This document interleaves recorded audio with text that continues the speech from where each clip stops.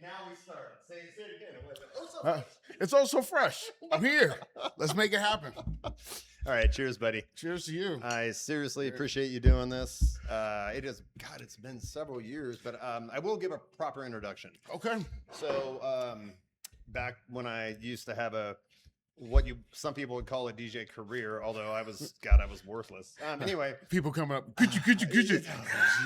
That's the best part about being. No, it's not. Getting out, people walk up, they first see, I DJ. I know. Could you? Yes. You want me to flip papers? So. Sorry to mess up your And intro by there, the sir. way, I always tell everybody, I'm going to ask questions, talk about our story, obviously, but your story, but share whatever you're comfortable with. Okay. I'm not trying to get dirt. Okay. But so I remember I was in the DJ world, and we're talking 2000, because I was living in Salem, I thought, at the first time. So 2008, 2009. Are you playing the night deposit and shit? No, I wasn't. So I was it was more doing like karaoke gigs. And then we would just push play on some music in between singers. But I had some random gigs in the Portland area for a guy that owned a karaoke company and had several contracts, more like bars, not clubs. Okay. But I started wanting to get into being a real DJ and being able to spin music. And I think I don't remember if it was social media or word of mouth, but you were doing some gigs out at Spirit Mountain Casino. Yeah. So Spirit Mountain, they had a nightclub called Raindrops. Yes. And I opened it and I closed it. I was doing commercials too. Seriously? Check it, Mom.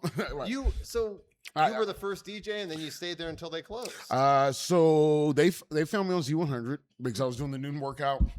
Yes. I was doing the noon workout, and I think I was doing Club Z, and I think I was doing a 7 o'clock mix too. Okay. And they brought me out, and they actually brought me out for a special gig, and then they said we're opening a nightclub. And with that, so your first gig at the casino was for a special event. Yes. But they already knew they were going to open a club, and they obviously liked what you did. Yeah. And that event was the first time I video DJ'd. That's when the Rain 57 mixer came out, when Serato first got video. Yes. Yeah, it was back then. And I remember we had this discussion, but you've always been an Apple guy. Yes. And Serato, you could use videos with. We talked about it before. I was using Virtual DJ, and if you didn't have a Mac, but I tried Serato on my PC. But if you didn't have a Mac, it was hard to make Serato work with the videos for whatever reason. But anyway, I don't even understand why. Oh, I can say that first time I was at Spirit Mountain, I just got it. It was brand new. Okay. And I didn't know you couldn't let the computer go to sleep. Oh shit! I come in, I set up all my stuff. So you didn't turn off going to sleep. Yeah, the video. So I set up all my stuff. We're there. I go get something to eat. I come back. It's time to do video. They're doing bingo and all sorts of stuff. Videos won't work. Would it play the audio though? Play the audio. It's fine. Audio's fine. You probably had a big projector. It was a big deal. And it just went blank. And my shit didn't work. No, it was pausing up on me. It was horrible. Shit. It was bad. Oh my God. Were you always a member of the DJ pools? Is Yes. that how you were getting the videos, of course? Yes, I was a member of the DJ pools, and I used to produce for Eighth Wonder. Right. Yeah, because I got a bunch of your shit. Yeah, I mean, my most famous record, It's Time to Go. That's right. I played that at Puff's Pub and other bars when it was closing time. I love that shit. It's time to go. I think before anything I made recently, it's my most famous record. I can't get any points off of it or anything off of it because it's somebody else's record. And I'll tell you, there's a story behind that. I was playing at this bar called the 1222, and there's a guy named Broadway. They call him the mayor of Northeast. Okay. Rest in peace, Broadway. And he gave me it's actual 2 short song called "It's Time to Go," and I played it, and the song is foul. And it's like, because it's too short. I mean, but Too Short makes good music. The song is just like, well, bitch, you need to leave. And I was like, it's really bad. So I took the song and I looped it. I took the hook parts. Right. And I looped it and I put that 8-bar on. So you just mix right into it. Yes, Bam! It's time to go. And I wasn't the first one to actually play it. I made it, and then George started playing it. DJ George started playing it. Oh, mix. The mixologist. Yes. Yeah. He's still doing gigs around here. Yeah. I see him. I follow him. Yeah. I don't think he'll ever stop. That's Yeah. hilarious. So yeah, and then somebody came up to me. They're like, "Do you have that It's Time to Go song?" And you're like, I'm it's like, mine, "Bitch, it's motherfucker. mine. Yeah, serious, it's mine." Oh, and by the way, you can curse if you want to. I blatantly don't give a lot of fucks, but anyway. 0 fucks to give. I mean, But let's go back to you got the gig at the casino. The Yes. first night was horrible. You had issues. How long was that club open? 3 years. So I did. First I did 2 years there, and then I did 2 years. They flipped something up. I mean, I'll say it. A couple guys I know, I was doing 4 weeks, and 3 guys I know came and took the other 3 weeks. Yeah, Explain that to me again. We lost some friendships that day, but Okay. I was a couple of my buddies. With no names, but Yeah, yeah. I was like, so I went there. Was it only a Friday, Saturday night? It was a thing? Friday, Saturday thing. Okay. I mean, I will say that gig really changed my life because it got me into my house. Oh, really? So Yeah. they were actually Yeah. paying. Yeah. Oh, they were paying. I mean, it's one of those things where you get that windfall, you better make it happen. Yes. I was at the casino. I just had a box of checks. I would just take my checks home and just put them in a box. And I was still working at Z100. I think I was doing, I didn't do much DJ stuff. I was still working and You doing were doing stuff. that noon. So I was doing the noon workout Yes. every freaking morning. There is I found it when I first heard about you. I did find that video on YouTube of you mixing. I was doing the noon workout. That's at Yes. DJ Troy's house. Yes. Oh my God. Yeah, because I was tripped out when I saw it again because because everything was running live. Somebody if you see the video and somebody's like it's pre-recorded. I'm like no. Oh my God. I saw some of the comments and I'm like, no, he's doing that fucking live. But some of the haters are like, oh, that's pre-recorded. Well, I'll give credit to Mark Mack on the way that was done. Mark Mack, who was on Jammin', he'd get the record and he'd put the acapella and he'd have the second verse go acapella. Okay. And if you go through my case, I have a lot of records from radio back then where the second verse is acapella, and that's how you're able to make it sound like you were running 3. Oh, So then you can bring whatever beat in you want. Yes. Oh, okay. Little secrets that make Yeah, sense. That the more you know, that's one to grow on. If you need an acapella dropout record, I like I always say with my case now, my case is that my catalog it's a blessing. I mean, since I stopped DJing, I've copied it out quite a few times. And for me, if you want to come shop out my case, give me a call. Because it's a blessing to have that much music collected. So I think we can relate on this, and I didn't realize. I mean, obviously, you had the DJ pools. You were getting, especially the videos. Yeah. The videos were the hot commodity. Shout out to Smash Vids. Yes, and Eighth Wonder, and I used VJ Street a lot. VJ Street used to have some good stuff, especially like the old R&B funk. Yes. And they don't have 12-inch mix. I mean, if you don't know what 12-inch mix is, you're probably not urban. No, let me tell you this is it's a real weird thing. Black people bought 12 inches and white people bought 45s. So it's really like Why? What was the? I don't know if just from my experience, culturally, we get the 12-inch because they have all extended and all that. Yes. But I say I'll be hanging out with somebody and say, oh, I'm gonna get the 12-inch. That what's a 12-inch? It's literally just a cultural difference. Yeah, I think it's a cultural difference. My I mean, yeah, I barely 45s. If that I got the single, it's a 45. I don't want a freaking 45. What I look like? Well, but you can't. Back before everything was digital, you can't really DJ with 45. I mean, I guess You you can. can. You but- can. Hey, shout out to DJ Mafia. Don't you ever forget. Okay. say that. Oh my gosh, I'm sorry. So Apologies. DJ with 45s. Actually, DJ Control showed me how to scratch with a 45. You actually put the record on top of another record to give it more Oh my god! buoyancy. So you have the same room to put your hand on. Yeah, you give Oh. yourself more. So it doesn't, you don't have to change your physical movement. You're used to this. Now, and the 45, I mean, the only thing that's different in 45 is the pickup, because the way a Technics 1200 is set up, within a quarter turn, it's up to speed, but you still your release is different. Oh my god! I mean, it's like when people talk about because when I started this, I started on CDs. I couldn't get, I was broke. And So I was, you couldn't afford to get some No. actual turntables. no, I could not. And That shit ain't cheap. when Serato came out, I think I was like the second or third person to get Serato. I had a buddy, really? yeah, and I used it with CDs, and then with Serato, I was able to switch to vinyl. because everything I had was digital. Shout out to BearShare, LimeWire. Yes. I allegedly I might have got some music from those two places. And I will tell you, you would not get viruses if you actually paid for that shit.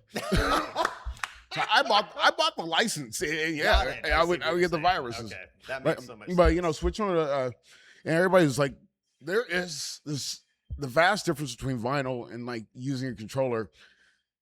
It's not that bad. Well, but how much of a difference is there? I mean, obviously it's easier to load your next song if it's all, but you would use turntables that had control vinyl. Yes, control so vinyl. You're using digital songs, but you're actually mixing with a real vinyl record. Yeah. Is that how close is that to using a real vinyl record where the songs are on the record?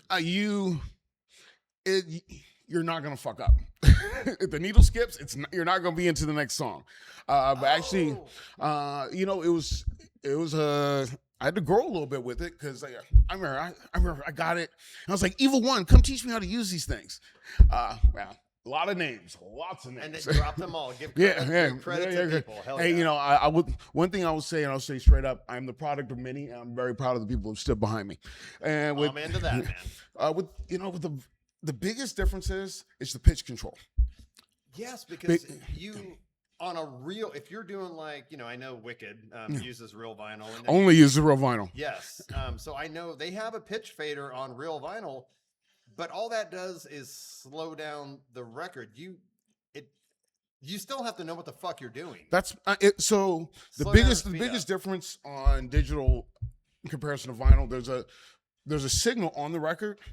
And there's a conversion that goes in, and it's that much of a lag. So we go up and down on your pitch control. It just takes that. It's a little bit different when you're using real vinyl. Well, I'm using even Serato because I'm sorry. When you're using digital files, you use digital files because like when delay. When you're using a controller, it's all digital. It's all there. Yeah. On vinyl, the signal needs to come into the computer, get converted. And I was playing with Mellow C one time, and I hadn't been on vinyl in a while. And I was like, this pitch control's taking fucking forever. So it's almost more responsive and accurate to have real vinyl records because yes, it will be more responsive. Exactly what's happening. Yeah, but it's just it's going to be the same thing because with a vinyl record, the pitch changing.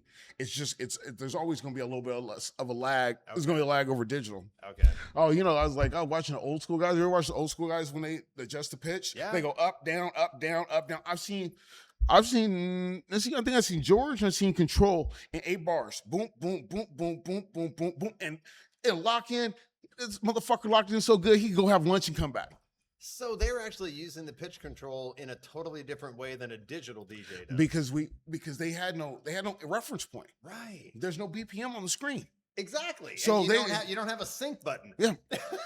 If you ever if the sync button comes up again, I'm leaving.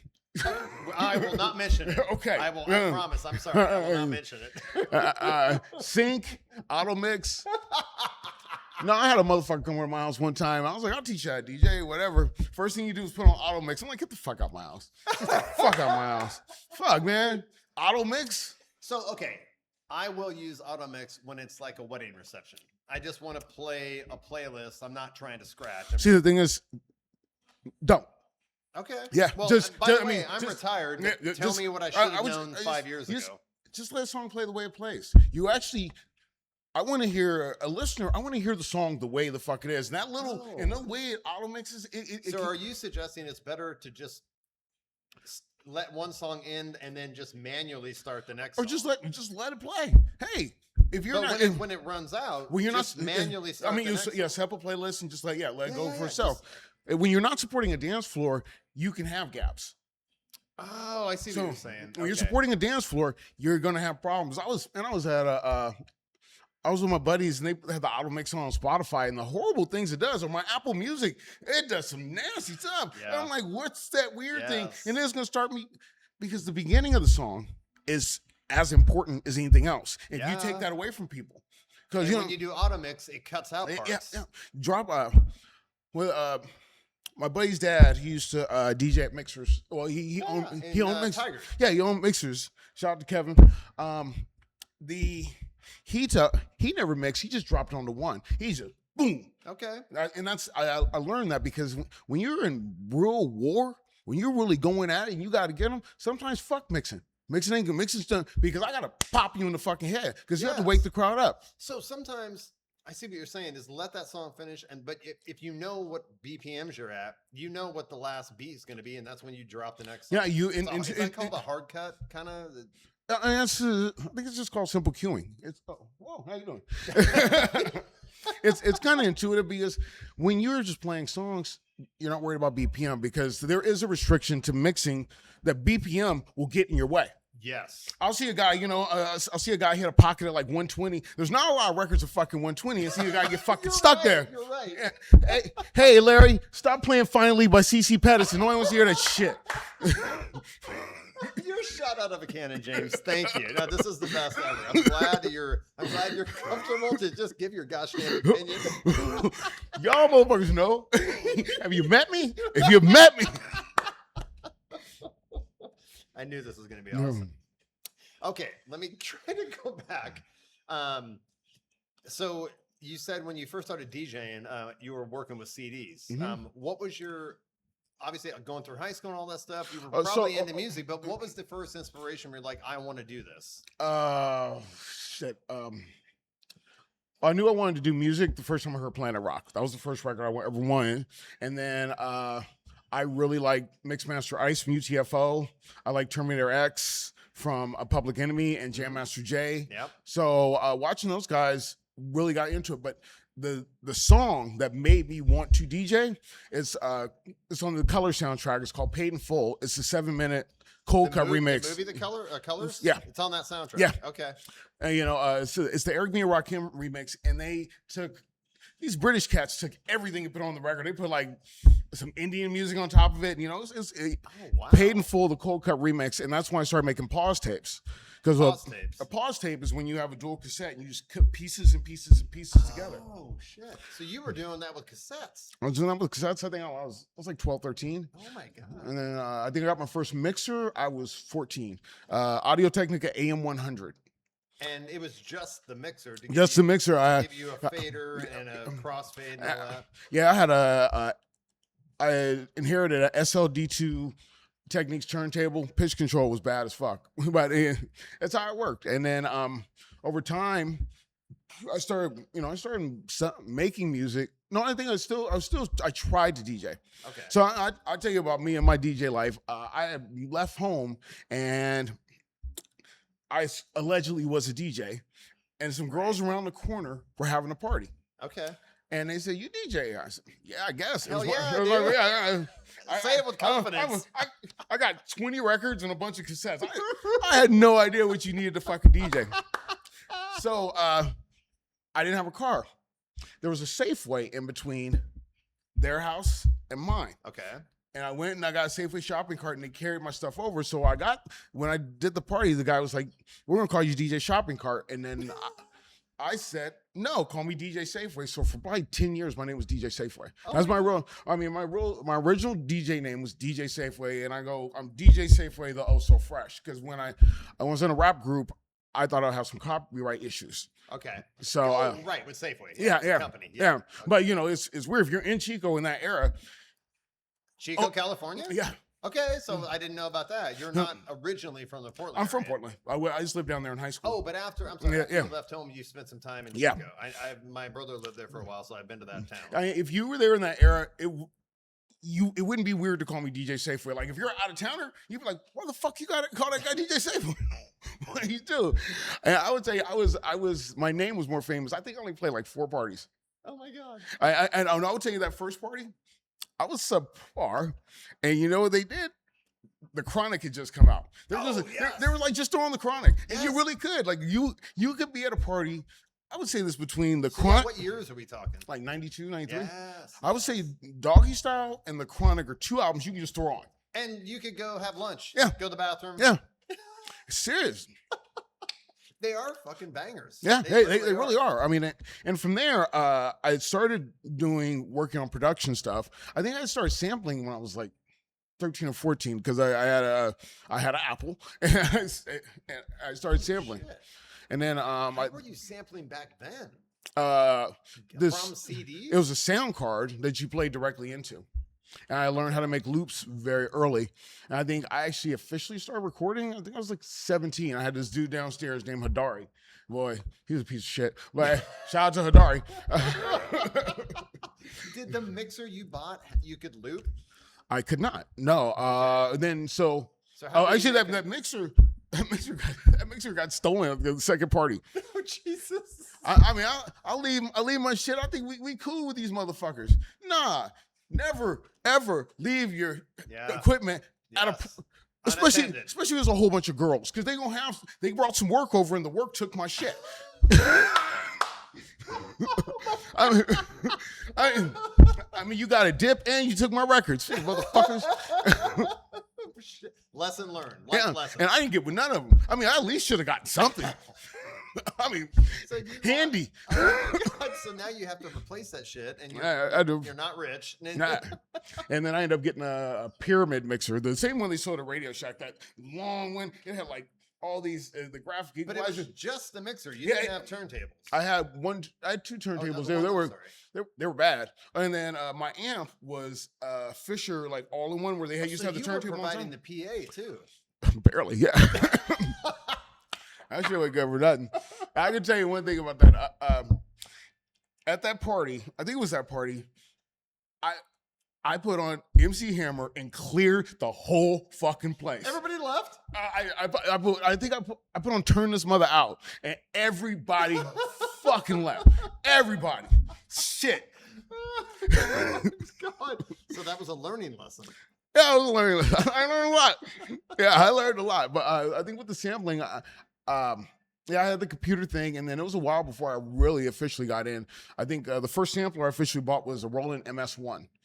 So is that, at that point in the 90s, it's a digital sampler? It's a digital sampler. And you're able to, because this is before, digital music files, you were using them you could play a CD and sample from the CD, and then it would record it into that. It recorded into that. I had the MS-1 sampler, and then I had an RX-15 drum machine. I went down to the music store. So you could make some beats. So the drum machine is what triggered the sampler. The sampler didn't have a sequencer on it. So what I do is there's 12 pads on the drum machine, and what you would do is you reserve 4 of the pads for samples, because you have a MIDI cable that goes out to your sampler, so it hit it, and then you get them all in sync. So you still have 10 more pads so you can play drums on. Oh, so you're literally playing drums on these pads and dropping samples. The sample hit there, and then the sample with the sequencer, all you have to do is, like, you set up your 4-bar, you just hit the snares in the right spot, then you could sync up your sample. That's why. It's like outliers. That's why I got good at mixing, is because I've been sampling for so long. Oh my God, I know, like the best training ground. I know where the snare hits. Yes. So that's okay. Off topic. But that's so funny, because I always was looking for the downbeat, but you mix on the snare. You got those snares. Got to clap. Is that's? I can tell you something funny about DJing.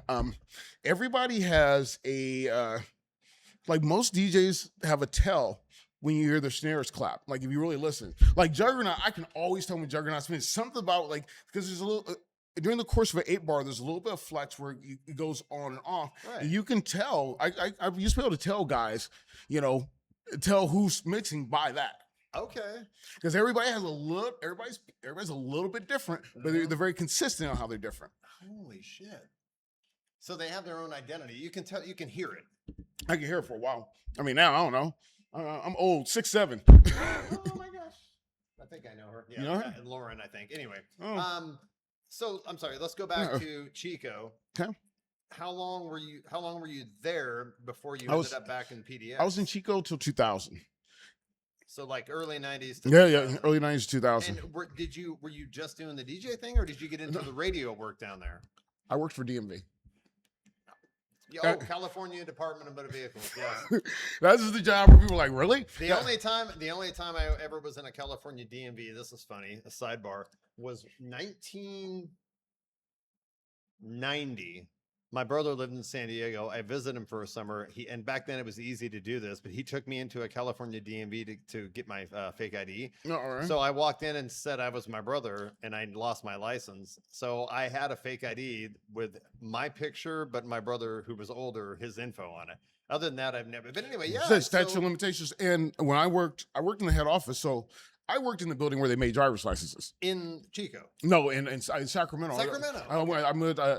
I was working at Goodwill, and then I wanted a better job. And I think DMV was paying $12 an hour. Woo! Which back then was pretty I good. was living good, man. I only got paid once a month. I can never get used to getting paid once a month. Yeah, because you have to budget for 4 weeks. Man, I'm borrowing money. Yeah, the third week I'm borrowing money. It's like this is the same money. Okay, so you ended up working at DMV for several years. And by that point, I'm sorry, you must have moved to the Sacramento area. Yeah, I was living in Chico. I was commuting to Sacramento, then I stayed in Sacramento. But previous to that, I think it was winter 94. Okay. I started working at Camelot Music. And I worked at... Is that a record store? Oh, it's a record store. Okay. And it's called FYE now. That's in Chico? That's in Chico. It's a national chain. Okay. I wanted to work at Tower, but I wasn't that fucking cool. All you Tower workers motherfuckers really thought you were something special. Just because like when it comes to working in the record store, the corporate office decides what we get. At Tower, right. You can order your own stuff, your own stock levels. That's why you have a whole bunch of shitty back stock sitting there. Motherfucker don't know how to order. And then when I came up here, I ended up coming up here, and I went 2000, April 1st, on April Fool's Day. Oh. On April Fool's Day, I drove my Jeep Cherokee with the 2.8. That 2.8 fucking sucks. It's a 4-cylinder, right? No, is that a V6? It's a small V6. It's a small V6. The high output 4-liter didn't have it. It had the wood trim on it too, boy. I was that's living. Banging, dude. Yeah, I was living. Take my number. Take my number. Driving a car that would guarantee you didn't get laid. No, yeah. I mean, I was going around the mountains going like 30. Trying to get but I took everything I had. I mean, at that point, I officially retired from DJing because I played a party and I sucked. And so up until 2000, you were obviously at DMV working at the record store, but you were still doing the DJ thing. Not really. I just started collecting records, and then working at the record store. I think most of the stuff I was doing was more production wise. Okay. I had my first official group was called Us. We had a EP called Us We Trust, and I engineered and recorded that in '98. So at the same time, God, you were learning studio work. Yeah, like how to actually be a producer. I went to. I took one semester of engineering. That was back in the day. Audio engineering? Studio. That was back in the day. It's something, kids, you don't know what this is. It's called ADAT. It's where you used to record music onto a VHS tape. 8 tracks of audio on a VHS tape. And then it'd be in big stacks. It looked like a super VCR. Yes. And you'd stack them up, and you'd have to sync them up. Yes. Yeah. Yes. And gosh damn, so when you were doing the final mixes, were you literally cutting and putting editing, you know what I mean? Where they would literally record on tape and have to cut it and then splice it. No, that would be analog. With it being digital, you can move stuff around. Okay. Yeah, my first day of radio school, they showed us how to do that, and they said you'll never use it. You know who's good at that? Motherfucking Stacy Lynn. Oh, I'm friends with her on Facebook. Yeah, Stacy Lynn. Yeah, she's really good at that. Oh yeah, she was talking to me because we worked together in '95. Yes. And she's like, I'm about it. She's like, yo, a call come in, I bop bop bop. So she can cut it and tape it together, and that's how they used to do it. Oh my god! I mean, awesome. By the time I got there, we have a machine called a Fox Pro, right, which does a 2-channel. So callers here, you're here. Yes, and you can line it up. Yeah, and when I sucked, all my talk breaks were recording to Vox Pro. I had to do it. This is the 10th time I'm going to do this talk break. Hopefully I don't mess up. Behind the scenes of Portland radio in the 2000s. I ain't going to lie, man. I didn't find my voice until I left radio. But that's a lot of this stuff. But I get here in 2000, and I'm working at Camelot. It was fucking amazing. I managed. There was a Camelot in Portland. Yeah, actually, I worked with the district. I worked with the regional manager, and I actually was going around fixing stores. Then they put me at the one at Clackamas Town Center, and I managed that store. So you still had that full-time job, solid income, and they had a location up here in Portland. Yes. And when you got up here, what was the transition to, like, is that when you kind of got back into DJing, or did you get into the radio? I got up here. I became an engineer at a studio on MLK in Killingsworth. I do the hood special for you. Little D-boys come in. they buy 2 hours. In 2 hours, I can get you So and your you song were out here. working- you were a studio engineer for like bands, Yeah. artists that wanted to come Yeah, in yeah. and record. Yeah, shout out to Can't Be Caught. Sorry I fucked up your shit up, man. I hope he sees this. There's something, because as engineering was changing, there's different things where it's called flying vocals. So you only record this. Well, I didn't fly in the vocals. I wasn't good at sync. They wanted to because they wanted to record out of order. And I had to move stuff around. Oh, I fucked their song all up. They talked about me so bad. I'm sorry. Because I originally was a studio rat, and then the engineer started smoking crack. So I said, how'd you get your job? That'll cause some problems. If you want to get rid of your boss, get them some crack. That's how you get rid of your boss. I'm sick of working for you. Yeah, because once you try it, man, you're hooked. Yeah. I got $10 for you. Yeah. No. Would you like a blue Skittle? Jesus Christ. So, you're cracking me up. So, you came up here for Camelot, but you're also doing studio work. Yeah. Once you get back to Portland, you settle in. So, what's the progression from there? Let's see. I decided to go to radio school, and Was it here in Portland? I went to the Mount Hood. Anybody from Mount Hood? Shout out. Yes. Rest in peace. Community College. Yes. Rest in peace, Jeff Young. He was he was the director of the program. Okay. I did a year with them. I got signed on as an intern at Jammin'. Shout out to Geoff and Maui. They were on 95.5. Yeah, FM. Yeah. Me, Geoff, and Maui were all in the same radio class. So out of everybody in my radio class, Geoff was the most down. Loved the guy, and the most continued success. Hey, I remember that they saying you're not. They told that motherfucker he wasn't gonna make it. That motherfucker worked every overnight. That guy is a stand-up guy. So he put his nose to the grindstone. He got it going. Yeah. Nice. Yeah, I couldn't be more proud. But that's I'm sorry. Went to Mount Hood Community College and then keep telling the story. Then I went to Jammin'. I didn't pay for the last semester, so I couldn't pay for the next semester. So I only went for 1 year. Okay. And then I got picked up at Z. I got hired at Live. I got hired, not Live, there's so many fun. I got hired at Jammin', and I was there for a while. And then they let me go. And I remember I was sitting at home that summer, and Christina still working at Camelot? No, I was done. I was done with Camelot. I left Camelot at the end of 2000 to do tech support. So I did tech support for about 3 years. Okay. And then that summer that I got let go from Jammin', Christina with a K, hey, she called me and she said, "Do you still want to do radio?" Christina with a K. I know that name. She's been still in there for years. Yes. Yeah. She said, just out the blue. We're not, motherfucker, we ain't even that cool. She must have heard about you. Yeah, I met her at Jammin'. I knew her. Oh, okay, got it. I met her, knew her at Jammin' because she was doing slow jams. She was doing the late night and slow jams over at Jammin', and I got let go. And she said, "Hey, do you want to still work in radio?" I said, "Yeah." She said, "This guy, Chris Weber, he's looking for somebody." So I went over there, and that's when we revamped this Z100 street team. Oh, yeah, I remember that. I ended up becoming this street team manager. I stole every trick I learned at Jammin', and I brought it over there. And hey, you motherfuckers remember that peace treaty, don't you? Yeah. They sales department had to send over a fucking peace treaty. We were, man, I'm OSO Fresh. Fuck around and find out. Because they're jamming. They're hard. And I got all these weak ass kids from Lake Oswego. They were scared. They were scaring my fucking street team members. Serious. So many punchlines I'm not saying. But no, that was the Great Street Team War of like 05, 06. So it all started at a Chris Brown show.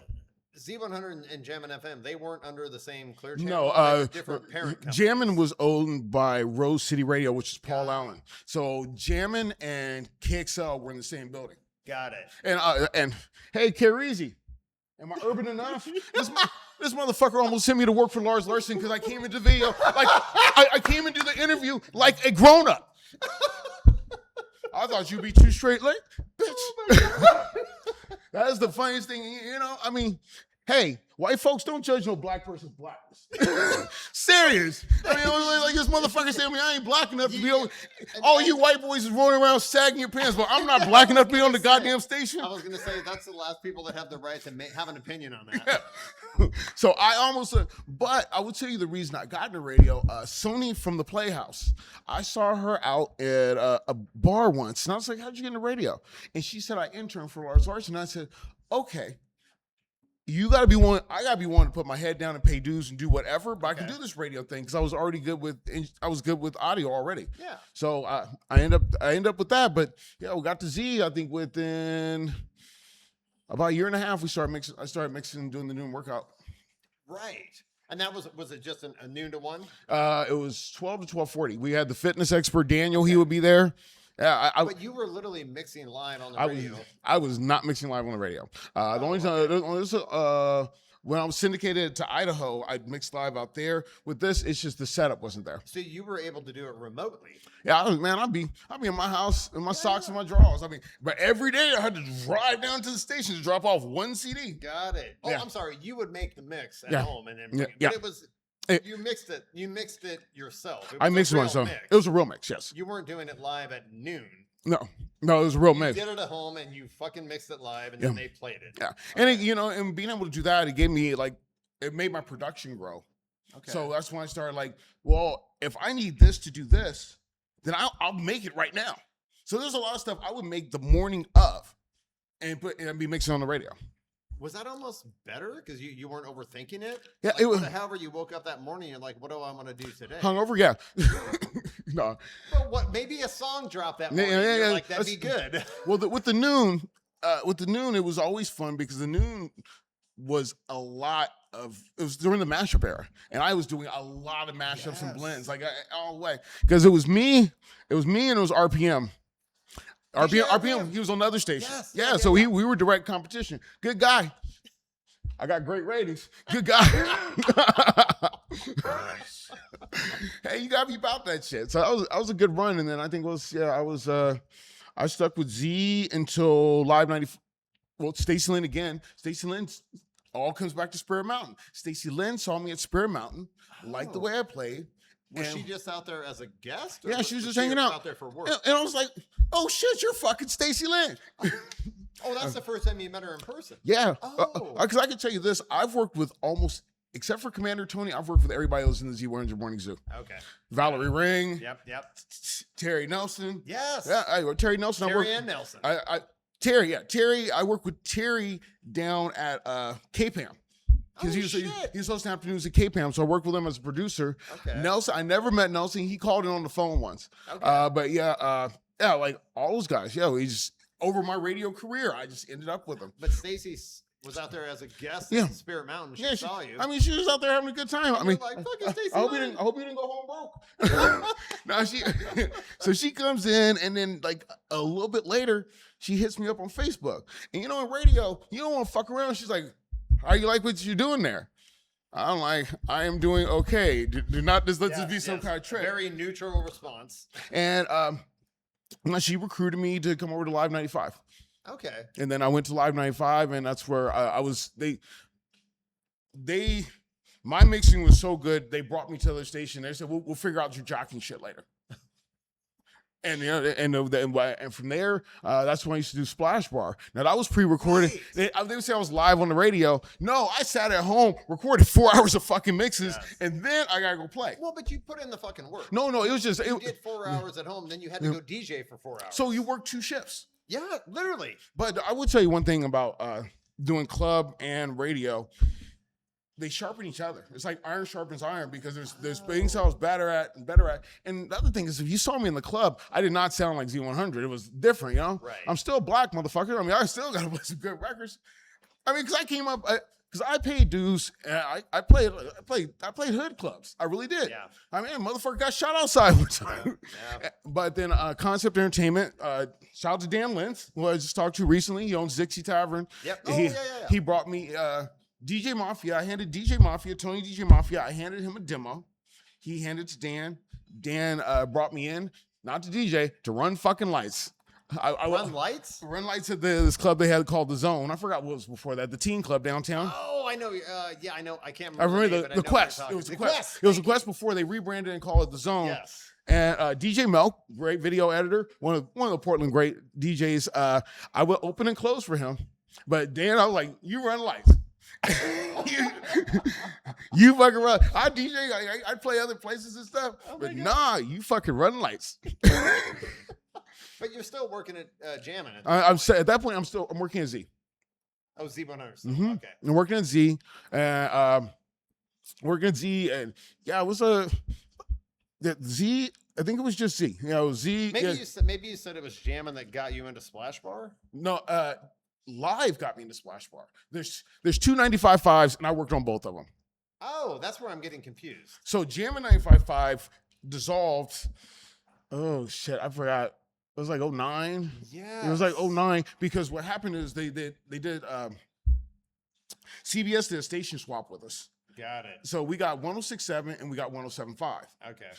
Jammin' had moved to 107.5 because Paul Allen sold Jammin' because at that point hip hop had taken a curve and pop records were bigger and it wasn't making the revenue. And honestly, they really were targeting the wrong part of my fucking culture. I mean, what's your biggest sponsor? A window tinting. So they can't see your black ass. Smile, motherfucker. I'm gonna get a refill. I can pause it. Do you want another Warritos? Yeah. Okay. All right. I'll be right back. And you go bathroom too.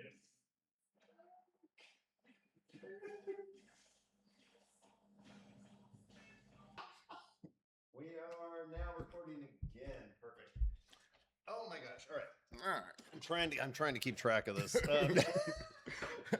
Listen, you're the best guest ever because all I have to do is ask a question and you'll go on for 15 minutes. It makes it easy for the host. Yeah, because I think from podcasting, I like the podcast. We love the podcast. Oh, yeah, man. Yeah. Oh, okay. So I'm sorry. Let's talk about that.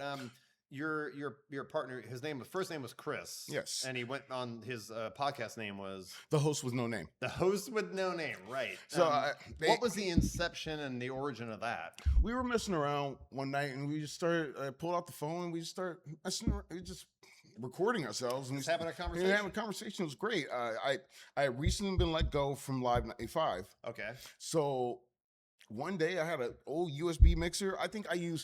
I had one microphone. I think we used a headphone for the other microphone. Oh, really? Yeah, you can use a headphone as a mic. The impedance is fucked up. It's not perfect. Okay, but and that's where I really found my voice. Radio wise, I didn't talk for so long on radio. Like I really didn't know who I was. But then having a podcast, then I really started to come out and do what I had to do. So you were doing a lot of behind the scenes stuff on radio, and obviously doing your mixing, the music. You're playing music. Every extended intro on Clear Channel I made, but you weren't necessarily talking on air. No, I was not talking on air. I would do a couple talk breaks at the end of my mix because I remember hearing some of that. Yeah, because the greats, the great reckoning, the day Obama was inaugurated.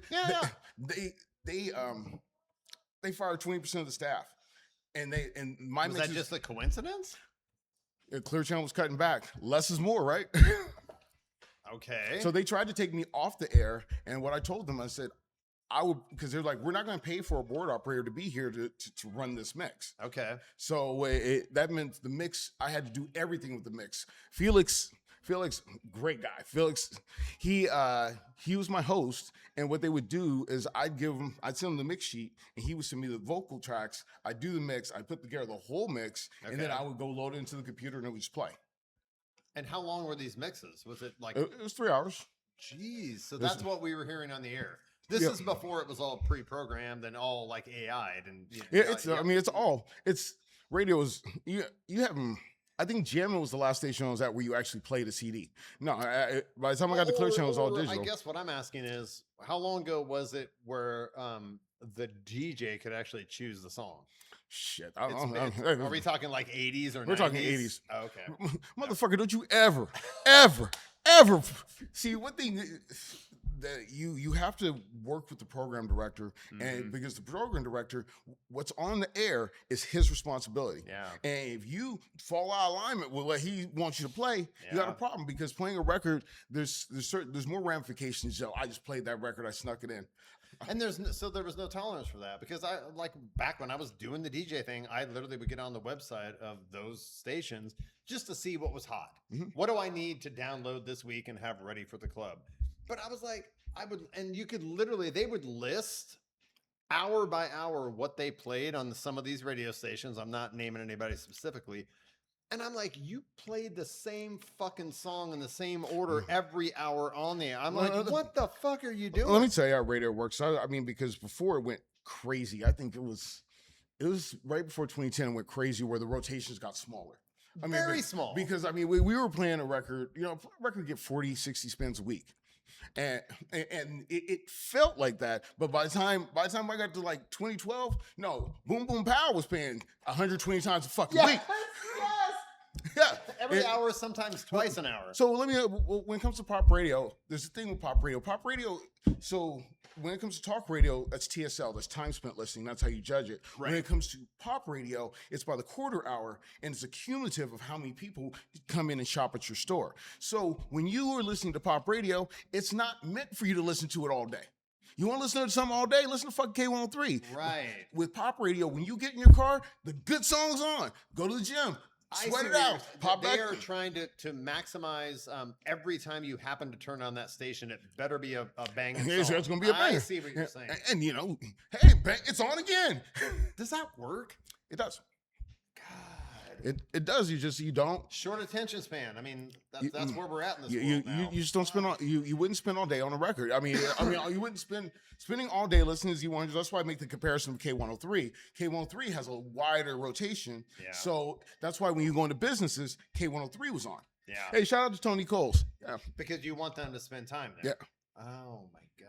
There is marketing and a logic behind it. Well, my job is to keep. The job is the commercials are we don't give a fuck about the music. We want you to be there when the commercial comes on. Yeah. That's you gotta pay OSO Fresh. So what can we play that's going to make you keep listening so you hear the commercial? Yeah. Because the commercial are the sponsors that are paying the radio station. Yeah, usually a new record is butted up against the commercial. It depends on how you program, but a lot of times your new record is going to be butted up between it. So and the new hot single that dropped, you're going to play that right before or after. yeah, it's going to be pretty close to it. God, there's so much fucking And science like to this. I mean, like with like a new song, you'll notice with a new song you always talk into a new song because you're selling it. That's right. You sell, And that's an art to be able to talk into it and know when to stop talking. Yeah, I mean you because you get used to just by music is usually so on a DJ intro usually that's 8 bars. Yeah. On a radio intro it's usually 4 bars. So It's usually, quick. 4 bars at 100 BPM, 4 bars is about 9 seconds. That's still pretty quick. We used to have it down to a science. Hey, at 126, 8 bars is 15 seconds. I know that shit. Done deal. I used to be so into it. Like, yeah, I could see. You could tell me the BPM. I could tell you how long the talk break was going to be. Oh my God, that's fucking hilarious, man. All right, so are you totally out of the radio thing now? Actually, I was talking to somebody about doing some stuff. I was doing a weekly radio show just for myself I put it on Mixcloud. It was called the MF Show. That motherfucker. But with that, I was able to bring in I was able to play all my old mashups, plus a wide range of music, and then I had like a feature at the end called the sample in the song, so I played the song. You still have all of those mashups you did, obviously. I do. Oh, okay. This is a random question, only because I was a DJ and I downloaded a bunch of your stuff from Eighth Wonder. How did you get connected with Eighth Wonder? Did you work for them? DJ Milk. DJ Milk. Is he a Portland guy? He was a Portland guy. I apologize. I haven't heard your name. He was a Portland guy that I used to open for at the Zone. Okay. He moves to Vegas, and when the video DJ thing started, he was in there first. And I was like, I got some chops because video is like editing audio, but there's a lot more to make it look good. Yes. But he got me on with Eighth Wonder. Man, $50 a video. And there's videos. How long would it take you to do one? Shit. So was it less than an hour? No. So you were making 25 an hour? Did it take you 2 hours? I was making about $5 an hour because but it's also your name out there. Your name's out there, because like when I went to the video DJ conference, some guy from Germany, he's like, "You're OSO Fresh, boy, I play your record," So it's exposure. Yeah, I got a lot of exposure. Basically buying advertising. I got a lot of exposure. I mean, that's how radio DJing worked for a lot of guys. Like guys that jamming, a lot of guys didn't make money. They just got the exposure. Me, I worked out a deal that I got paid. Fuck that shit. If I mixed or not, I got paid. Yes. I mean, it wasn't much, but it was $150 on every check. So now that I think about it, you mentioned that DJ, John Chaw. That's John Chaw. DJ Milk is Don Chaw.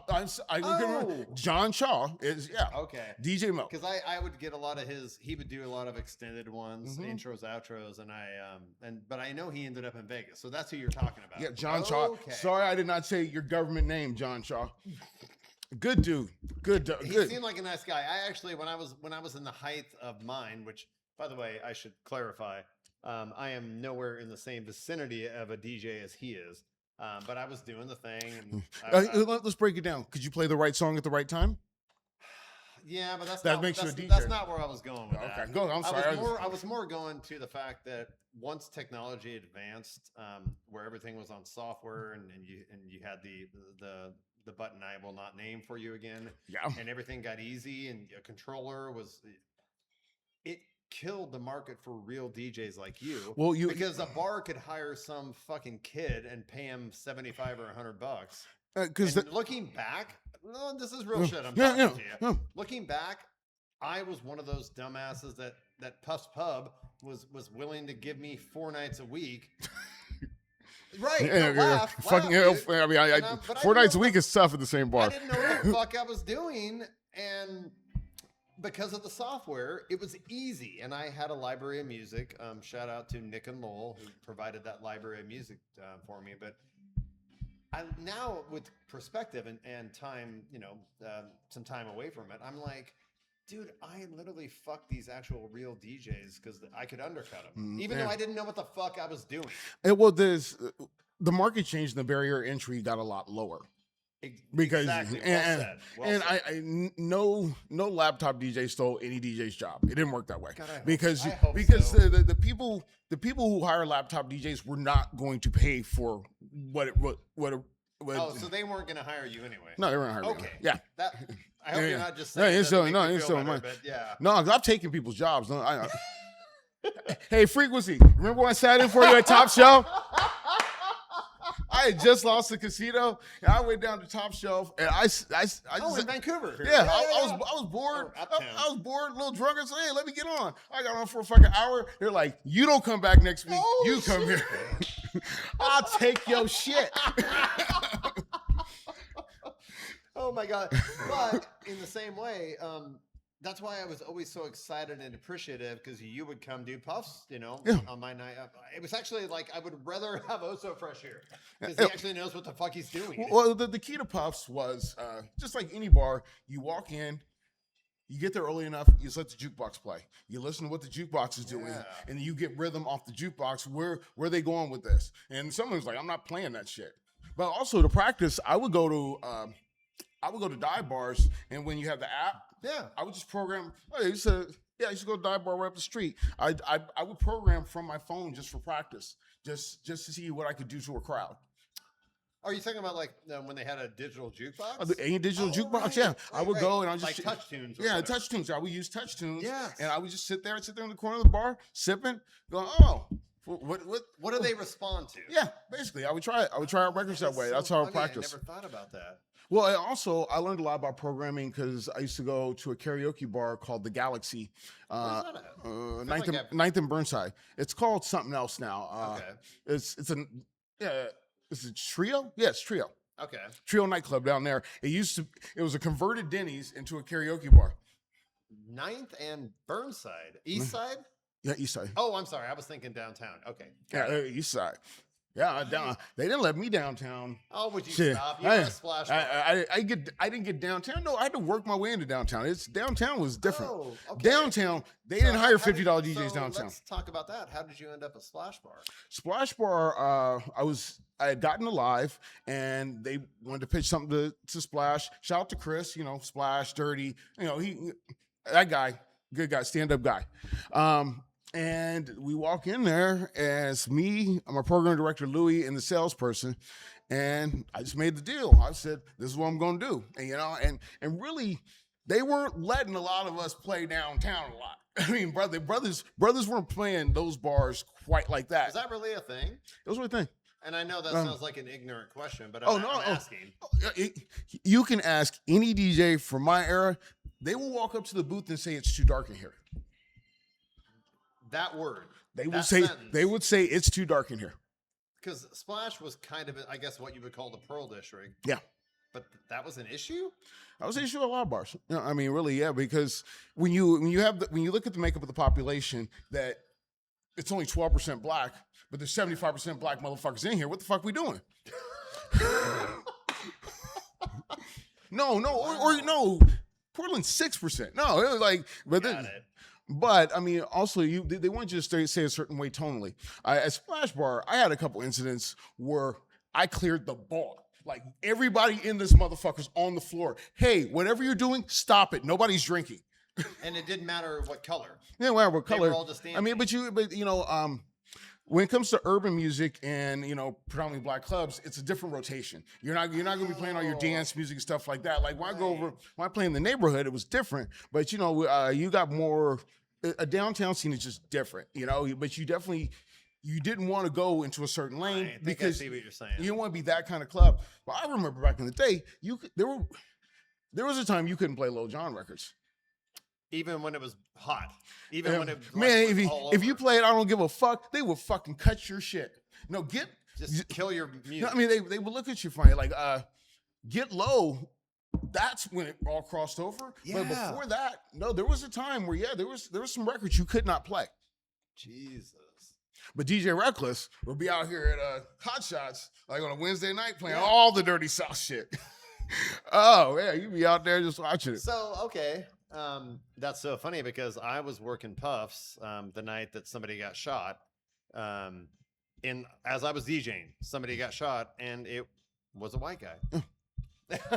White people kill each other too. Tweaked out on whatever he was doing, but yeah, I'm sorry. This is bringing back memories because Dirty did at least a couple of gigs. Byron Chappelle, right? Byron. I sold him my original MacBook Pro 17. Okay, so he did a few gigs there. You did a ton. Mm-hmm. Even DJ Biggs did some. But I remember from management. Same thing happened at Puffs where I would get pressured to not play the gangster rap. Yeah, and I'm like, I don't know. I mean, white people cause problems too. I don't want to go into racial thing. I don't go into racial thing, but I just, for the record, white people buy most of the fucking rap. You don't have a hit record without white people. It just doesn't work that way. Serious. Yes. There's not enough black motherfuckers to buy the fucking rap that's out there. There's not. Okay, right.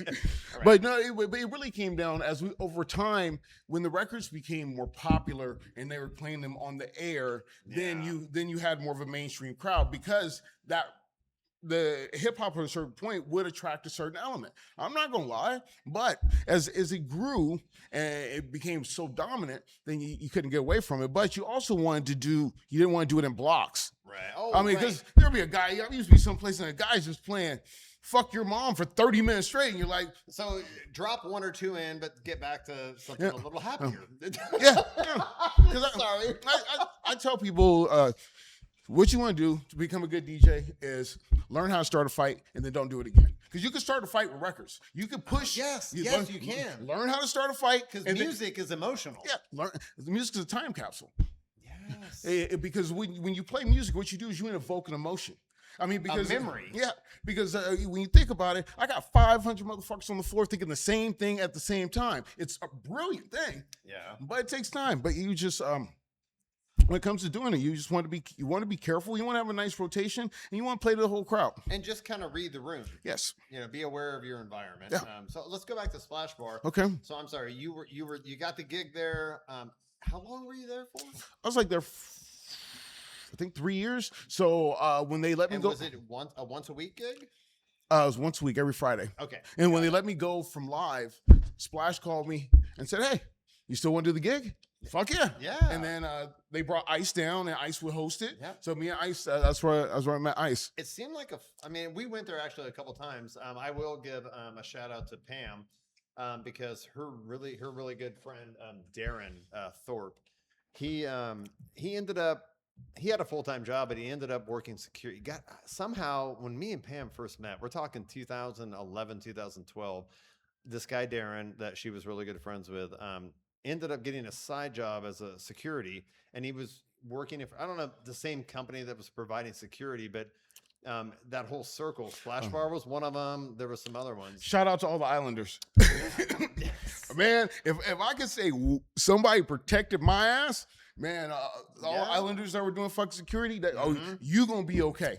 Oh my God, I know who you're talking about. Like Sunye. Because we hired them to come out doing top. It was a Top Flight. That sounds familiar. They had a whole company. The same crew came out for Sandy Mountain Days at this country bar in Sandy, Oregon. But Sandy Mountain Days is a big event, and the first couple of years I was there, they hired that crew of security, and I think that's how Darren met them. But he ended up working at some downtown clubs, including Splash Bar. He unfortunately got into an accident, I think in 2012, and lost his life. Oh, sorry to hear that. But we did his memorial at Splash Bar. Wow. I can't remember. You would have remembered because like Pam was there with her daughters I did a memorial at Splash Bar. I think it was me and DJ Jack, but I don't remember it was for that. It was really freaking cool. Anyway, so you got that gig going. Now I'm gonna bring this up because you look just like him. I performed. I did 4 shows with him. I worked with him at the Snits. I don't think you know who I'm talking about. Okay, cool. Who do you think I'm talking about? It's been coming up since when Dave did a pop-up, he ended up at Splash Bar, and you took a photo. Yeah, and then he invited me to a show, so I did. Oh, so I'm sorry, you know who I'm talking about. I did 4 shows with him. And the backstory is, we're talking about Dave Chappelle. After he left the Chappelle show, he kind of went into hiding for several years, but then he decided to come back, but he would just travel and do unannounced pop-up shows. I think he brought a speaker and did something at Pioneer Courthouse Square. So it's after that, when he actually went and started doing shows, Live Nation called me and they had me. It was like I remember meeting Kevin Hart because we're standing on the side while Dave's doing his thing. Kevin Hart shops in the kids section. That motherfucker's really that small. He's a diminutive guy. Because he was doing a show right across the way. Like I'm standing on the side, then I look, I went, oh shit, it's you. So was that, you knew he was going to be there? Live Nation called me out the blue and said, hey, do you want to DJ this thing? So we ended up doing a night here. And then we did a night here where? I think at the Snits, and then we did Eugene, and then he came back a year later, and we did 2 more shows. No, I think we're. So was it after one of his booked scheduled comedy events? Is when he first started booking again. Oh, but it wasn't announced. It wasn't like it was pretty low pro, but it was packed. Holy shit. It was packed. So he just, after his gig, his comedy set, he just ended up at Splash Bar. No, he was in town. I think he was in town, and he was going to play Helium the next night. Yes, yeah. And then he hit me up, and me and LZ, he gave me LZ VIP. Holy shit! Yeah. So I'm sorry. All these years, I thought it was just an accident that he popped, because he would talk about when he was on hiatus. He would talk about just showing up at clubs near closing and asking the DJ if he could use the mic. I thought it was one of those things. He didn't say anything. No, he just hung out with me at Splash. No, he just came through. You got that great photo. Because I think we were at the Snits. It was the second run with him, and he says, "How you motherfuckers gonna give me a DJ that look just like me?" I'm sorry, you do. That's what he said. You're both pretty motherfuckers. Yeah. I just think it's hilarious that you look like him. I would say the toughest part about that was I was in entertainment. I was trying to build my shit. But, I always took it as a microaggression because I was like, is that all the fuck you see when I walk in here? And I'm a big fucking presence. And that's what you want to do? You want to get funny? We can be funny. All right. By the way, you are younger and prettier than him. But you guys look similar. No. it's just I think trying to build my own thing. I think that's why it felt that way. Yeah. But no, I mean, shout out. I mean, great guy.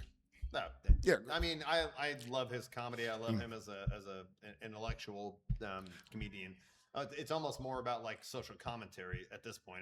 There's a lot of comedy in there, but anyway, I just thought that was cool. You know, it was. I was happy that happened. So when it comes up, I'm like, yeah, here's me and him. Yeah, this is how much we fucking look alike. so sorry. No. Just annoying. I'm sorry. No. It's. I mean, I think it's the one question everybody wanted to fucking know. Like, yeah, you see me, you're like, yeah, nah. Dave Chappelle works for Live 95. No, it's OSO. Well, but by the way, I never had that thought until you posted that photo. Mm-hmm. That I never thought, and I had been a Dave Chappelle fan since the '90s. But I never made that connection until you posted the photo. I was like, holy shit, he does look like him. Yeah. You know, because he's about 4 or 5 inches taller than me. Oh, really? Yeah, he's bigger than me. Yeah, because like we're about to. I'm 5'11". I'm 5'10". No, he's about 6'2". I didn't realize he was that tall. He's that tall, and Kevin's that short. Oh, Kevin is 5'4". I was like, really? You really do shop in the kids section? Oh my God. Hey, sorry, I don't watch your movies. It was him, The Rock, and Ice Cube, same person every fucking movie. It is. So let's go after Splash Bar. And I do have to give you this shout out. Because with LZ, Larry. Yes. You did invite me over to your house a few times to practice mixing, which is hilarious. Because looking back, it's a boot camp. I'm like, dude, I was an idiot, and you're amazing. I really appreciate you taking the time to let my dumb ass come over there and try to learn how to DJ. But at some point, you said you kind of called it and it kind of retired from DJing. So the retire at the end, I was tired. You know, I was tired. I mean, I think I was doing like 4 nights, and I was teaching teaching DJing at Bach to Rock. But so you were having like 3 to 4 gigs a week and teaching and working at Platinum Records. Oh shit. Okay. So I sleep Tuesday for the whole week. Serious. But when the pandemic happened, I was like, it was my out. Because the thing is about DJing, and you know this too, the money's addictive. I mean, goddamn, I just pop up and I made a couple $100. Shit, I really had to do shit. It is easy. I mean, it's not easy, but it's available. And you just, I had to say, you know what? I've done a lot of things. It's time for me to just rely on that. And I said, I'm not going back. The people, as soon as stuff started opening up, they called me, and I waited till 25 to DJ. I was gonna say, because over even though we haven't seen each other for like 5 years, I have randomly reached out about, hey, I got a gig I can't do, and you were like, no, I'm retired, dude. I enjoyed retiring because now I go and I play gigs and I just play whatever the fuck I want to play. I won't download any new music or anything like that. So you still have a PA. You can show up and provide a sound system if you want to. Show up and throw down in the mix. Oh, so fresh. I'm going to cut that and put that all over TikTok. No, I'm kidding. I don't even know how to do that. But you still have your equipment. But you have a full-time job. I own a property management company. That's right. That's what it was. I think you mentioned that one. I think I'm coming up on my 3rd year. And you said your office is across the river, kind of close to the Portland College. It's right at the airport. Oh, nice. I'm just right off Airport Way, Nice. right by the McDonald's. That's what. So I know exactly where you're at. So if you need to pay your rent, it's by the McDonald's. And that's actually that is. I think our Wi-Fi is pay your rent. That's actually funny because my daughter tried to start. Actually, I think she still has it, but she also dove into the property management company or business. Mm-hmm. She has started. She has a full-time job that pays the bills, but she's dove into that. What was the entry experience like for that? I mean, you had a lot of contacts in the area. So with property management, I was working with a company and I was doing production work, social media work for them. Okay. They ran into a spot where their brand had become damaged, and it was by a bad experience. By a bad experience, some bad actors. Okay. And I had the option to buy it. And they're like, "Hey, you want to buy it?" Because everybody's, "How you getting a property manager?" I just wanted a fucking business, so I went all in. But since the business reputation had been damaged, you could get it low entry. Yeah, it low was cost of entry. it was a low point. It was a low point of entry.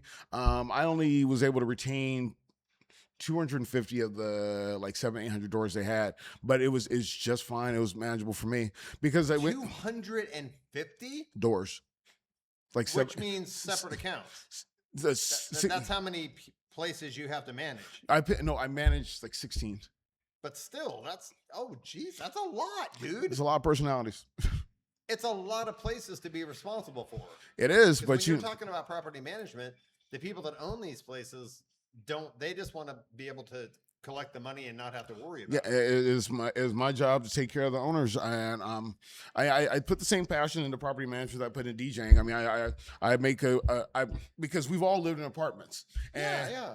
My commitment is 48 hours or less. We're gonna get your stuff done. One call resolution. Yeah. Also, I feel like, because some of the properties I have, they're like in Rockwood, but I want to let everybody know that your dollar is just as good as anybody else's dollar. Yes. Because if I'm going to take half of your paycheck, then you need to have a respectable place that you can live in. But as a property management company, you're responsible not once you have a tenant, you have to do the upkeep, and if there's any issues, you handle it. But once, like, if the tenant decides, they were going to buy a house and they leave, you're responsible for finding a new tenant for the location, right? Yes. That's a lot of pressure.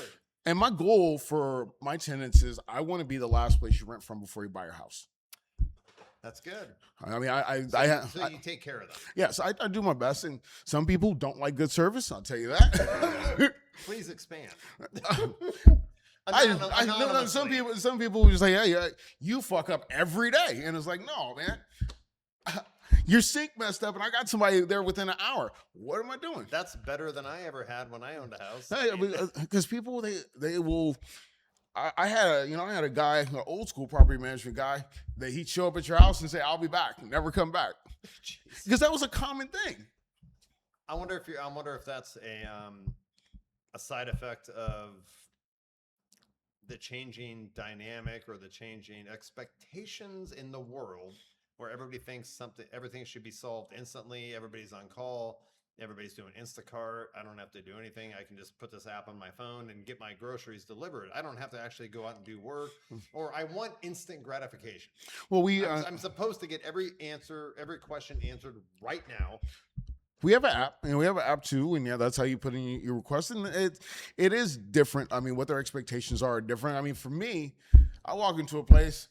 If I can shit, sleep, and cook, fuck it. I mean, you should raise your standards. Yeah, that was a joke. I'm saying me personally. That's what I'm saying is I feel like society in general has raised expectations almost to an unreasonable level.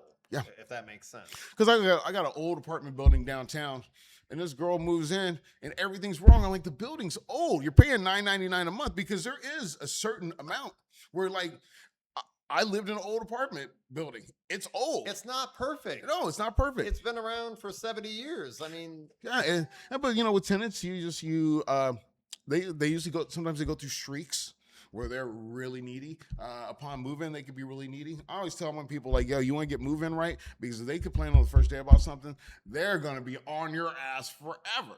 So it's... so that's a tell. That's a tell. Oh, my God.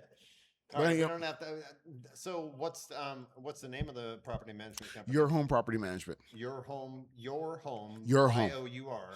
No, U-R-H-O-M-E. Oh, I'm sorry. Yeah, and it's a play on it, and people are like, what does that mean? I was like, have you texted in the last 30 years? I mean, my motto is, if it works at my house, it works at yours. I like because that. If you're a person that can be okay with living in heat while you got a tenant with no heat, then I don't want you to work for me. I don't want to work with you. Right. Because you have no empathy. Yeah, no, you got to take care of these folks. Yeah. It's your responsibility. I mean, it's similar to a dance floor. Yeah. But getting into it later, just like my passion for it is a lot different. Because, I go to the events, a whole bunch of soccer moms doing it on the fucking casual. They don't give a shit. But no, for me, I really care. And maybe it was a good thing that you found this opportunity later in life. I think so. I think so. I 'Cause mean, I know you're younger than me, but we're kind of yeah. close. But yeah, I mean, you have a different perspective as we age. It comes down to systems. You know, you can run any business.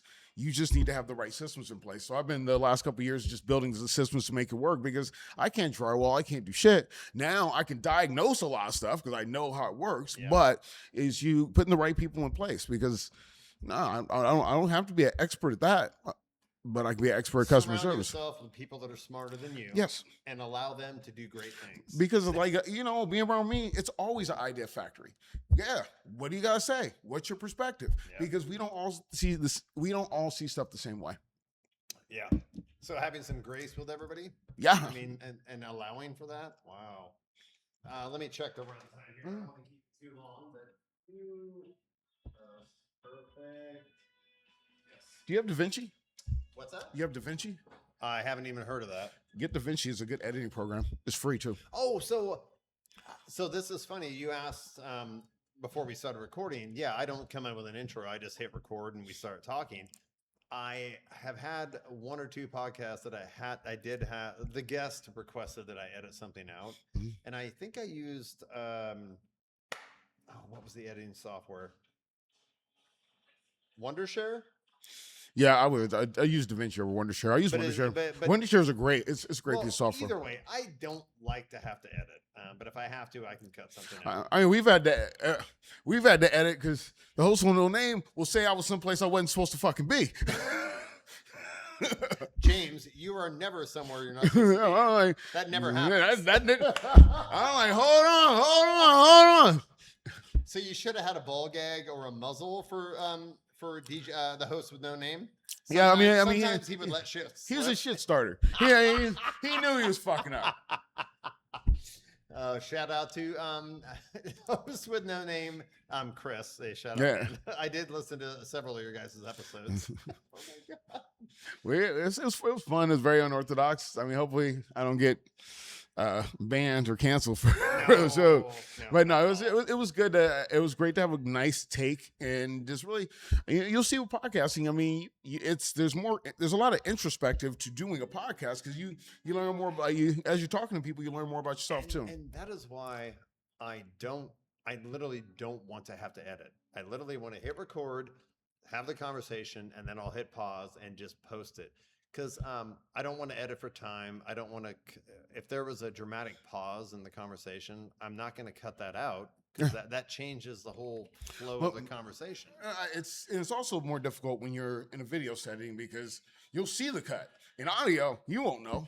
Well, and that's why I when I first started, I would pay for a podcast. What do they call it? I think I used Buzzsprout to put it on Spotify and to put it on Apple Podcasts, but those were only audio, and only you unless you're big, unless you're famous, you can't get your podcast on video on Spotify. So that's when after 60 episodes, I go, I'm done paying for Buzzsprout. I'm just going to put it on YouTube. It's free. And I want the video aspect because I think it makes such a better impression if people can see the person that they're hearing talk. For me, I've always been a talk radio guy. I hated doing video. It was a hassle because audio podcasts sound different. I mean, because like there's this engagement I still have to have with the camera where I do things different. Well, I'm not saying one's better than the other.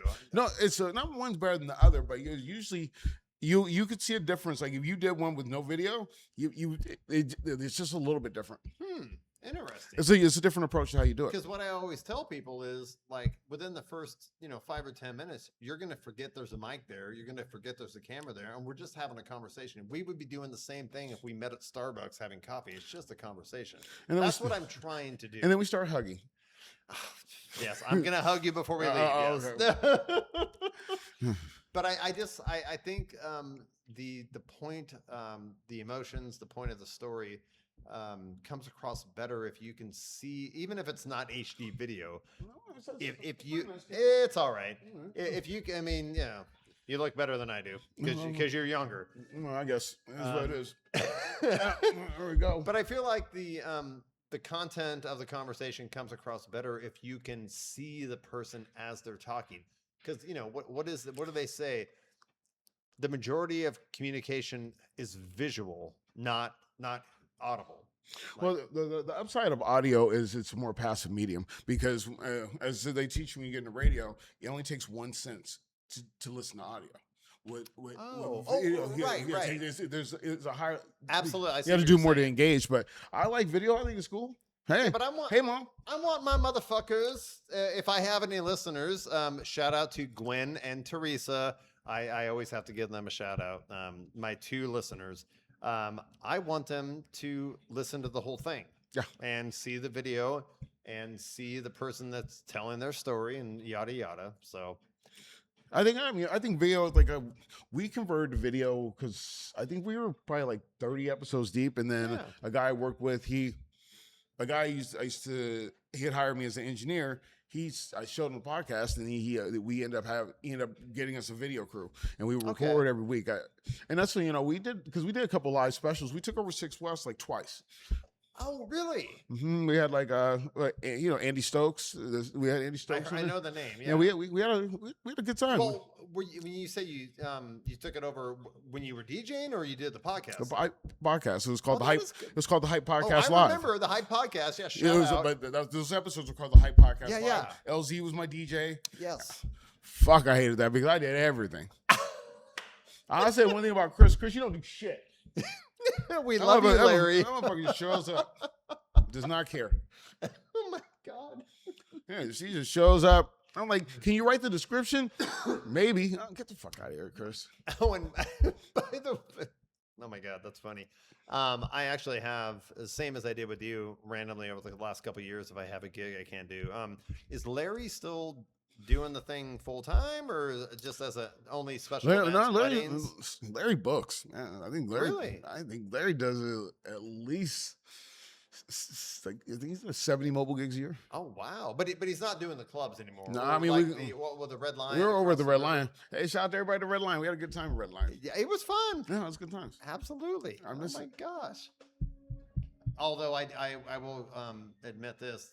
I did that 1 or 2 times, and God, you and Larry had that crowd so, I don't want to say trained, but when I came in there, I was being me. And that goes back to why I got out of the gig. Is I got so annoyed at don't make any requests. I know what the fuck I'm doing. I know what good music is. But that's where that one of those practice sessions at your house, and we talked about it before we started recording, and you'd known me long enough. You DJ'd for me. I'd been over there before. And at some point, this was really prophetic. And I'm glad you said it to me. You were like, dude, you like it. You don't love it. And that's when that was one of the things that made me realize I have to get out of this before I start hating everybody. It got to that point. And, pre-pandemic, the crowds were getting very horrible. Oh, really? Like the requests, since I've gone out to play, people don't request stuff as much as they used to. Now they don't. They let you be. But it was getting bad from 2015 to 2019. Oh man, it was horrible. Yeah, they were horrible. Because people, and with the streaming and the availability of stuff, well, you don't have it, go get it. You know what? That's not what I plan to play tonight. And everybody felt so entitled. Like they felt like they knew what the best song was, and if you drop this, it's going to be a club banger. And I'm like, by the way, what you just requested is nothing like what I've been playing the last 2 songs, and I can't just cut to that. No, it really became me. And what get me is like, I'm a human being. Don't stick a fucking phone in my face. That's insulting. It's very insulting to me. Incredibly. Do you realize that I know what I'm doing. I'm trying to do a flow, blend some and create an experience for you people. And by the way, you have Spotify. I've been doing this for 20 fucking years. I know what song I should play next. Anyway, it's my show. You know what I'm saying? You don't walk into McDonald's and start making your own fucking burgers. No, you're here for this. You control nothing. You got a stereo in your car you can control. I mean, it's probably just AM, you piece of shit. Yeah. But there was a real you're right. In that era from 2015 to 2019. Man, it was bad. Everybody got so entitled. Mhm. And I'm like, what? Where did this come from, dude? Because we did have that advantage back in the day that if you didn't have a song, you just didn't have a song. Oh, and as soon as everything became streaming, They- people lost patience. It's I'm on. like, It's on YouTube. well, come on, you can. It's on. Right. It's on. That pissed me off. And I would have conversations like, guys, I buy my music. I pay for my shit. Yeah. I don't just stream it off YouTube. Well, YouTube up until I think it was around 2015 when YouTube audio actually became better because Oh. previously YouTube audio would be bad. Hey, what was her name? Corey, DJ Spice. Oh yeah. That motherfucker would play videos off YouTube and it would stop in the fucking middle and they'd have a conversation and then go back to shit. playing. Sorry, Corey. I just remembered who you're talking about. Love you, but okay. I understand. I know what you're saying. Because she was playing a gig. I think it was like an Applebee's up on like 99. Yeah. And I'd be sitting there just watching, and all of a sudden, for 30 seconds, they're having a conversation in the middle of the fucking song. I know. All right. I just got uncomfortable. No, that's a shout out. No, we all No, go way it's back. all good, and we're all. Gee, and by the way, I was a fucking idiot too. So I was pushing play, and I'm gonna wrap this up. So I'm gonna say it one more time. Yes, I did use the sync button. Yes, I mean, And actually, before we wrap it up, I totally appreciate and respect why you have an aversion to that. But maybe because I've asked other DJs, real DJs, the question, why is the sync button any different than the pitch fader? It's just doing it faster. it's a lack of control. I mean, there's a lack of control. I mean, the sync button doesn't see it all the way because even if you match the BPMs and stuff, there's still a little bit of variance that the human ear is going to pick up. So maybe I'm not explaining my question because the same other DJs have said the same thing. I didn't use it. I used it only to, you have your controller and you have your two decks. I would load the next song in, and this is 104, this is 107. I could use the pitch fader to put it down to. Why not just hit sync and then line up the downbeat or the snare? Why is that different? That's all I was using. Because it also, you lose the experience of being in rhythm with the record. You know what I'm saying? Because you want there's certain. Well, I would check into my phone before I would play it. There's certain. For me, I have a aversion to certain ways of automation because as detached I am from the music, there's still a bit that's organic on the way when you move a pitch, when you move the pitch control, and the number's right on the fucking screen. Why can't you just move it? That's fair. So I see what you're saying. It's almost making a better mind connection to the music. If you just put your headphones on, you're queuing up the next song, and you push play, and you're like, oh, that's a little too fast. Use the pitch fader to get it right where you want it, instead of trying to make it perfect by hitting a button. Is that what you're saying? Yeah, and you also want to have a personal level engagement with the music. I mean, because I think the sync button, you lose a little bit of engagement with the music. That's probably true. Yeah. So, I mean, that's for me. That makes no, that actually makes sense. Now, auto mix, never. Right? I understand. All right. Thank you for being the first DJ that actually answered that question in a way that made sense to me, although I'm not the grand poobah of this. But that makes sense. When you're doing something physically, you make a better connection to the music. Because when it comes to DJing, there's emotion that flows through you. I mean, it may sound all weird, but when you DJ, there's an emotion flows through you. That crowd feels you. That crowd, what you're putting out, your vibes go through the speakers. And if you're just pushing play or using auto mix, you're not. Yeah, there's no emotion there. You're not. Yeah. So, I'll make this short, but when the pandemic hit, I started learning guitar. So I actually play guitar now. Oh, nice. And I've had the same experience that I can relate to DJing. If I'm not feeling it, like the same song I played 100 times, like my fingers will miss the chord. But if I'm in my groove, then it's like perfect. But it's not just a practical, objective, here, down, change chords, down. You have to feel it. Yeah. And that's what you're talking about. Yeah, with I think you need to feel the music, not just push play. Yeah, because you're still a musician to a certain extent. Absolutely There's still, and once you start taking the emotion out of DJing, because the same people can play the same set, but the feeling of the person playing the set is different. Crowd response is going to be totally different. Two people playing versus somebody that is actually feeling the music and doing it that way, or just push and play. Yeah, there's definitely a difference to it. I mean, you want to invest in it because you want to be there with them on the floor. You want to be in the moment. I want to be in the moment. No, I want them to feel me because I got a lot of fucking angst. Let's get this done. Because I show up. I mean, I show up to DJ. I'm here to kill you, motherfuckers. I mean, there's about to be a mass murder. I'm here to make you have a good time. I mean, yeah. So ladies, I want your hair fucked up and you carrying your heels out. That's what it is. That's when you know you've properly fucking DJed. Still get home safe. Want to make sure you dance your ass off and have a great time. Yeah. Dude, I love your honesty and I love your no fucking bullshit. Zero fucks given.